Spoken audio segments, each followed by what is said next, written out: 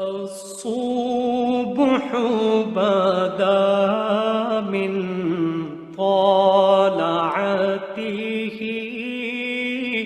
والليل دجى.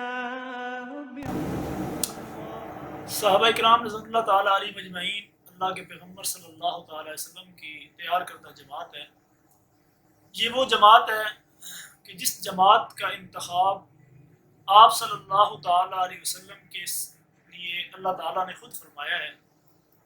معاشرے کے اندر، کائنات کے اندر دو جماعتیں ایسی آئی ہیں جن کو رب تعالیٰ کی ذات نے چنا ہے.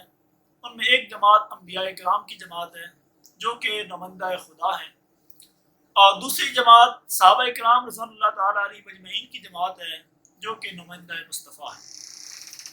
تو صحابہ کرام رضوان اللہ تعالیٰ علیہ مجمعین اللہ کے پیغمبر کی تیار کردہ جماعت ہے، اور یہ ایسی تیار شدہ جماعت ہے کہ قرآن کریم نے ان کو آئیڈیل اور نمونہ پیش کیا ہے. فَإِنْ آمَنُوا بِمِثْلِ مَا آمَنْتُمْ بِهِ فَقَدِ اهْتَدَوْا.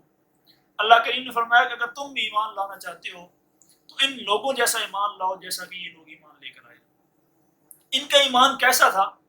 یہ ہر وقت اپنے آپ کو اللہ تعالیٰ اور اس کے پیغمبر صلی اللہ تعالیٰ علیہ وسلم کے دین کے اوپر نچھاور کرنے کے لیے تیار رہتے تھے. ایک واقعہ ہے غزوہ احد کا کہ احد والے دن جب مسلمانوں کی فتح تھوڑی دیر کے لیے شکست میں تبدیل ہوئی، اس وقت مسلمان تھوڑے سے انتشار کا شکار ہوئے. تو ایک صحابیہ تھی سیدہ ام عمارہ رضی اللہ تعالیٰ عنہ، ان کی ڈیوٹی تھی پانی پلانے کی. وہ مسلمان مجاہدین کو پانی پلا رہی تھی. جب انہوں نے دیکھا کہ صحابہ کرام انتشار کا شکار ہو گئے ہیں تو انہوں نے اپنا مشکیزہ رکھا اور تلوار اٹھا کر اللہ کے پیغمبر کے سامنے کھڑی ہو گئی، اور سیسا پلائی ہوئی دیوار بن گئی. جب بھی کوئی کافر اس طرح پھٹکتا آپ تلوار لے کر اس کا مقابلہ کرتی، یا اس کی گردن اتار دیتی یا اسے بھاگنے پر مجبور کر دیتی. آپ علیہ الصلوۃ والسلام نے آپ کی بہادری کو دیکھا تو دیکھ کر فرمایا کہ ام عمارہ تم میری امت کے مردوں کے برابر ہو.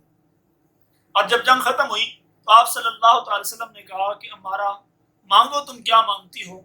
تو ام عمارہ رضی اللہ تعالیٰ عنہ نے دنیا کی کوئی چیز نہیں مانگی. ہم میں سے کوئی ہوتا تو شاید کہتا کہ یا رسول اللہ کوئی دعا کر دیں، کوئی اچھی سواری مل جائے، کوئی اچھا گھر مل جائے، کوئی پیسہ مل جائے.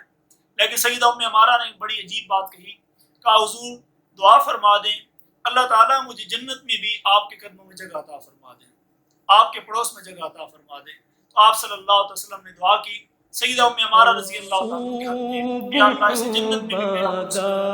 کتنی پیاری خواہش تھی سیدہ ام عمارہ کی کہ دنیا میں بھی آپ علیہ السلام کا ساتھ نصیب ہو جائے اور آخرت میں بھی آپ کی خدمت کریں.